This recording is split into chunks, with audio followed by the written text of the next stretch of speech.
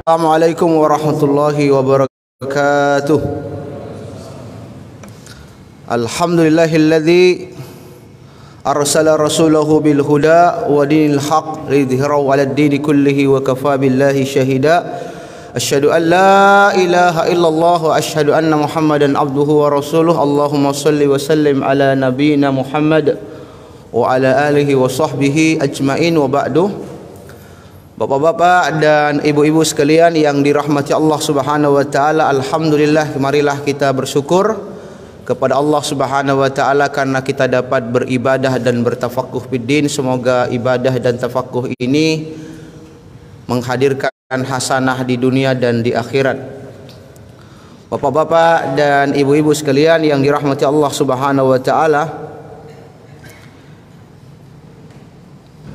dalam riwayat Imam Muslim dari jalur sahabat Abdullah bin Mas'ud, beliau melaporkan kana Nabi sallallahu alaihi wasallam, adalah Nabi sallallahu alaihi wasallam yaqul, senantiasa berdoa, Allahumma inni as'alukal huda wat tuqa wal afaf wal ghina. Ya Allah, aku memohon kepadamu al-huda, petunjuk, wat-tuqa, takwa, wal afaf, kesucian diri, penjagaan diri dari hal-hal yang tidak pantas dilakukan oleh seorang muslim, wal ghina, dan kekayaan jiwa.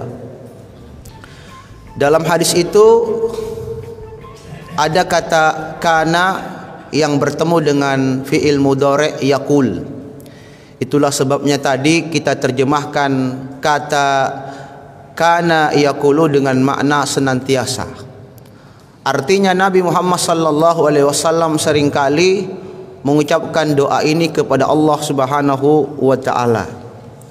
Maka Al-Imam An-Nawawi dalam kitabnya Al-Adhkar menyebutkan bahwa doa ini dianjurkan agar dibaca oleh setiap muslim fi kulli mautinin, dalam semua keadaannya. Dalam keadaan apapun kita dianjurkan untuk mengucapkan doa ini, karena memang di dalam doa ini terkandung 4 permintaan yang sangat besar kepada Allah Subhanahu wa taala. Yang pertama, kita meminta bimbingan dari Allah Subhanahu wa taala, dan mudah-mudahan bimbingan itu menghadirkan nilai-nilai takwa di dalam diri kita, dan kemudian perwujudan dari takwa itu adalah pertama, kita kemudian melindungi dan memproteksi, menjaga diri kita dari berbagai hal-hal yang tidak pantas, dari hal-hal yang haram, dari hal-hal yang tidak halal, dan kemudian pada waktu yang sama kita bersifat qanaah, merasa puas dengan apa-apa yang diberikan oleh Allah Subhanahu wa taala. Hadirin dan hadirat yang dirahmati Allah Subhanahu wa taala, permintaan yang pertama adalah hidayah. Kenapa permintaan hidayah itu diletakkan pada urutan yang pertama dalam doa itu? Syekhul Islam Ibnu Taimiyah menjelaskan bahwa karena memang al-huda, hidayah itu adalah sesuatu yang paling besar manfaatnya dan paling luas cakupan kebaikannya. Seseorang ketika dia mendapatkan hidayah dari Allah Subhanahu wa taala, maka Allah Subhanahu wa taala juga akan memberikan bantuan kepadanya untuk senantiasa melakukan kebaikan-kebaikan, dan pada waktu yang sama Allah Subhanahu wa taala akan menghadirkan rasa benci di dalam dirinya kepada kemaksiatan. Jadi kemampuan kita melakukan kebaikan-kebaikan dan pada waktu yang sama kita tidak suka terlibat dalam praktek-praktek keburukan ataupun kesia-siaan, itu karena kita telah mendapatkan hidayah, bimbingan dari Allah Subhanahu wa taala. Dan di dalam hidayah itu terkandung di dalamnya makna inayah, pertolongan. Sehingga akhirnya yang bersangkutan itu insya Allah, kata Ibnu Taimiyah, tidak akan pernah mendapatkan keburukan, baik itu di dunia maupun di akhirat. Itulah sebabnya kenapa kemudian doa ini, permintaan hidayah itu sesuatu yang paling sering diucapkan oleh seorang muslim, terutama ketika dia melaksanakan solat wajib maupun solat sunnah lainnya, yang terdapat dalam surah Al-Fatihah, ihdinas siratal mustaqim siratal ladzina an'amta alaihim ghairil maghdubi alaihim waladdallin. Kalau kita lihat bapak-bapak dan ibu-ibu sekalian yang dirahmati Allah Subhanahu wa taala, dalam kitab Jawami'ul Adaiyati An-Nabawiyah yang dikarang oleh Profesor Dr. Syekh Abdul Muhsin Al-Badar, bapak-bapak bisa membaca bukunya, ada versi terjemahannya di Indonesia. Kalau ada yang berminat untuk membaca, nanti saya kirim kalau ada yang jabri ya. Disebutkan di situ bahwa ada banyak ragam penafsiran yang disampaikan oleh para ulama mengenai makna al-huda. Di antaranya adalah bahwa al-huda itu maknanya adalah al-ilmun nafi, sebagaimana tafsiran yang disampaikan oleh Syekh Abdul Rahman As-Sa'di dan kemudian juga disetujui oleh muridnya Syekh Muhammad bin Utsaimin. Itu berarti bapak-bapak dan ibu-ibu sekalian yang dirahmati Allah Subhanahu wa taala, setiap manusia, bahkan seorang nabi sekalipun, itu meminta petunjuk, meminta ilmu kepada Allah Subhanahu wa taala. Dan itulah yang diisyaratkan oleh Allah Subhanahu wa taala dalam Al-Qur'an, bahwa Nabi Muhammad sallallahu alaihi wasallam diperintahkan oleh Allah Subhanahu wa taala tidak boleh tergesa-gesa untuk menyampaikan wahyu sebelum dia mendapatkan pemahaman yang utuh. Pemahaman yang utuh itu hasil dari ilmu atau tambahan ilmu dari Allah Subhanahu wa taala. Coba kita perhatikan firman Allah Subhanahu wa taala dalam surah Thaha ayat 114. Fata'ala Allahul Malikul Haq. Maha tinggi Allah, raja di raja yang hakiki. Wala ta'jal bil Qur'ani min qabli ay yuqda ilaika wahyu. Dan janganlah kamu tergesa-gesa membaca Al-Qur'an sebelum disempurnakan mewahyukannya kepadamu. Waqul, dan ucapkanlah, Rabbi zidni ilma, Tuhanku tambahkan ilmu kepadaku. Jadi dalam hadis ini atau dalam ayat ini Nabi kita Muhammad sallallahu alaihi wasallam diperintahkan oleh Allah Subhanahu wa taala untuk meminta hidayah, untuk meminta ilmu yang bermanfaat. Dan kata Syekh Al-Utsaimin, apabila al-huda itu disebutkan secara mufrad, secara sendirian, tidak bergandengan dengan kata yang lainnya, maka maknanya ada dua. Yang pertama adalah al-ilmun nafi' wat taufiq. Kita meminta ilmu dan meminta hidayah, bimbingan, taufik dari Allah Subhanahu wa taala. Bukan hanya sekedar kita meminta pengetahuan, tetapi kita juga diberikan kesadaran untuk melaksanakan segala pengetahuan yang kita miliki. Itulah makna ihdinas siratal mustaqim, tunjukkanlah kami jalan yang lurus, yaitu ilmu yang bermanfaat. Dan kemudian pada waktu yang sama ilmu itu tadi yang kita dapatkan kebenarannya dari Allah Subhanahu wa taala, kita ekspresikan, kita laksanakan dalam kehidupan nyata. Dan itu berbeda dengan orang-orang yang kafir, orang-orang Nasrani dan orang-orang Yahudi. Ada orang yang beramal tapi tidak berilmu, ada orang yang berilmu tapi tidak beramal. Dan kedua tipe orang seperti ini tidak mendapatkan hidayah dan bimbingan dari Allah Subhanahu wa taala. Ketika kita mengucapkan ihdinas siratal mustaqim dengan penuh pengharapan, kita berharap kepada Allah Subhanahu wa taala, semoga Allah Subhanahu wa taala menyampaikan kebenaran yang hakiki, kebenaran yang sebenar-benarnya di dalam lubuk sanubari kita yang terdalam, dan pada waktu yang sama kita juga memohon kepada Allah agar semua kebenaran-kebenaran yang kita pahami itu kita laksanakan dalam kehidupan kita sehari-hari. Karena itu bapak-bapak dan ibu-ibu sekalian yang dirahmati Allah Subhanahu wa taala, penting dalam segala hal kita memohon hidayah, petunjuk dari Allah Subhanahu wa taala. Hadirin dan hadirat yang dirahmati Allah Subhanahu wa taala, permintaan yang kedua adalah at-tuqa, takwa itu. Nah, takwa ini salah satu persoalan yang paling banyak disinggung oleh Allah Subhanahu wa taala dalam Al-Qur'an. Bahkan kata Syekh Abdul Muhsin Al-Badar dalam kitabnya tadi itu, bahwa tidak ada kosakata yang paling banyak disebutkan dalam Al-Qur'an melebihi kata takwa, dan seluruh derivasinya, seluruh kata-kata yang berkaitan dengan kata takwa ini. Karena itu kalau kita membaca Al-Quran, wasiat utama dari Allah Subhanahu wa taala dalam Al-Quran itu adalah takwa, tauhid. Dan semua nabi-nabi yang diturunkan oleh Allah Subhanahu wa taala dari awal sampai akhir, risalahnya sama.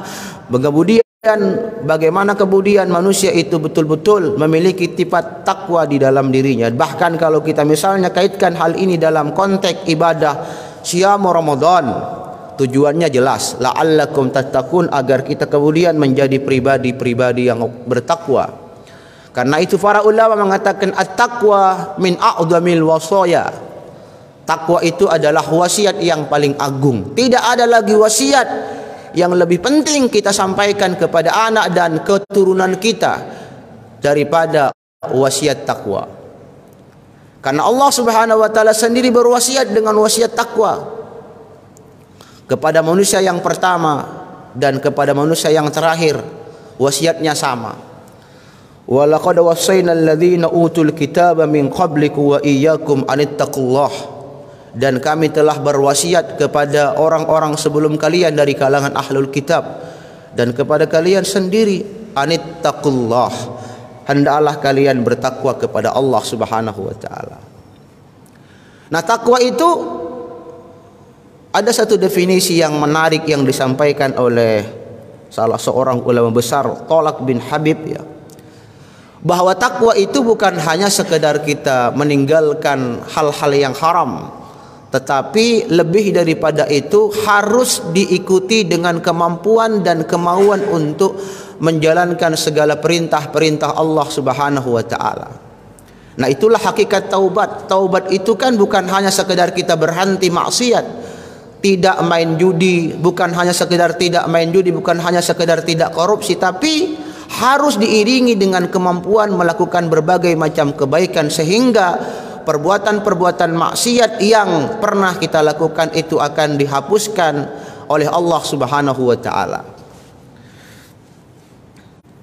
Suatu ketika murid-murid Thalaq bin Habib ini bertanya, lamma waqa'atil fitnah, ketika terjadi fitnah pada era beliau mengatakan ittaquha bit taqwa, jauhilah perbuatan fitnah itu dengan takwa.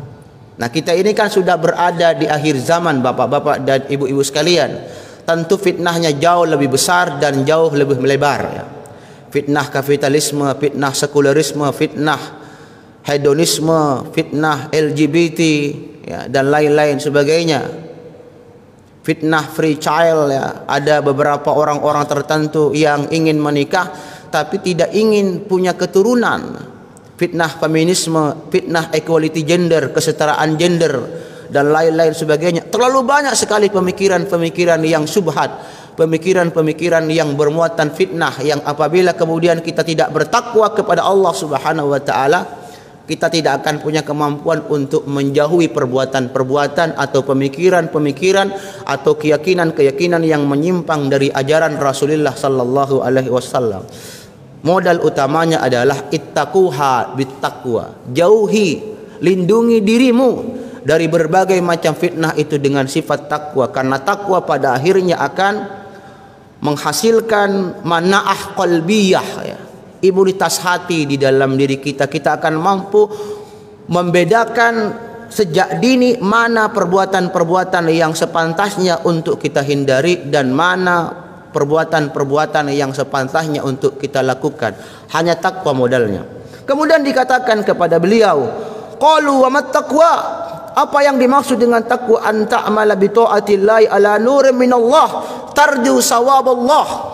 Engkau melaksanakan ketaatan di atas cahaya Allah Subhanahu wa taala dengan harapan engkau mendapatkan pahala ganjaran dari Allah Subhanahu wa taala, wa an tatruka maksiatillahi, dan pada waktu yang sama tinggalkan segala perbuatan durhaka kepada Allah Subhanahu wa taala, ala nur minallah, juga di atas petunjuk cahaya Allah Subhanahu wa taala, takhafu azaballah, kan engkau takut kepada Allah Subhanahu wa taala. Jadi di situ kata kunci takwa itu dua. Yang pertama adalah cinta dan harapan kepada Allah Subhanahu wa taala. Yang kedua, takut kepada azabnya. Jadi kalau misalnya ada orang yang tidak bermaksiat karena tidak ingin diciduk oleh KPK, maka itu bukan takwa, karena ketakutannya bukan kepada Allah Subhanahu wa taala tapi ketakutannya kepada KPK. Bahkan itu bisa menjadi perbuatan syirik. Kita melakukan perbuatan-perbuatan baik bukan karena kita ingin mencalonkan diri jadi anggota dewan. Kita melakukan safari dakwah ke pesisir, tujuannya bukan untuk kampanye, tetapi tujuan utamanya adalah bagaimana kita kemudian berharap semua itu menjadi wasilah Allah Subhanahu wa taala menurunkan kebaikan, nikmat di dunia dan di akhirat. Kita caleg dan lain-lain sebagainya, meskipun saya juga dulu pernah caleg-caleg yang gagal, kesian karena nggak ada PC-nya, karena nggak ada duitnya. Ya. Sudahlah saya bilang, nggak usah kau caleg. Kenapa? Kalau nggak ada uang 2 miliar, nggak usah kau caleg. Buang-buang uang itu, buang-buang kesempatan, buang-buang waktu juga. Ini yang makanya kalau ada di sini yang dari caleg, tanyai dulu kantongnya, adakah uang kita 2 miliar? Kalau nggak ada, nggak usah. Selesai sudah itu urusan. Jelas kamu nggak mungkin terpilih. Bukan kita mendahului takdir, tapi ini pengalaman.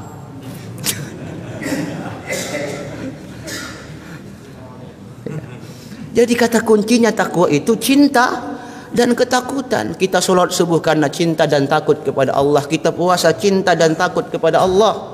Makanya seperti yang pernah saya sampaikan dalam kultum 10 menit 5 menit itu, inti dari ibadah itu kan adalah cinta kepada Allah Subhanahu wa taala. Maka orang-orang yang kemudian memiliki cinta yang mendalam kepada Allah, dia akan punya sifat takwa. Diangkat oleh Allah Subhanahu wa taala sebagai kasihnya.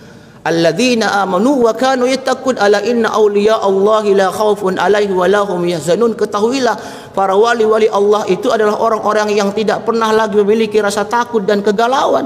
Karena itu mereka rajin mengkritik pemerintah apabila ada kebijakan pemerintah yang menurutnya tidak beres. Saya mungkin meyakini jangan-jangan Amin Rais itu termasuk wali-walinya Allah Subhanahu. Jelas memang, jangankan Amin Rais, saya juga termasuk wali, tapi wali murid. Wali kelas. Orang yang wali itu dikatakan alladzina amanu, yaitu senantiasa dia beriman, wa kanu yattaqun, dan senantiasa bertakwa kepada Allah Subhanahu wa taala. Apa yang dia lakukan? Melaksanakan yang wajib-wajib dan meninggalkan yang haram-haram, serta melakukan amalan-amalan yang sunnah, meninggalkan yang makruh-makruh. Nah, ini repotnya kalau kita sering merokok, susah jadi wali, kesian.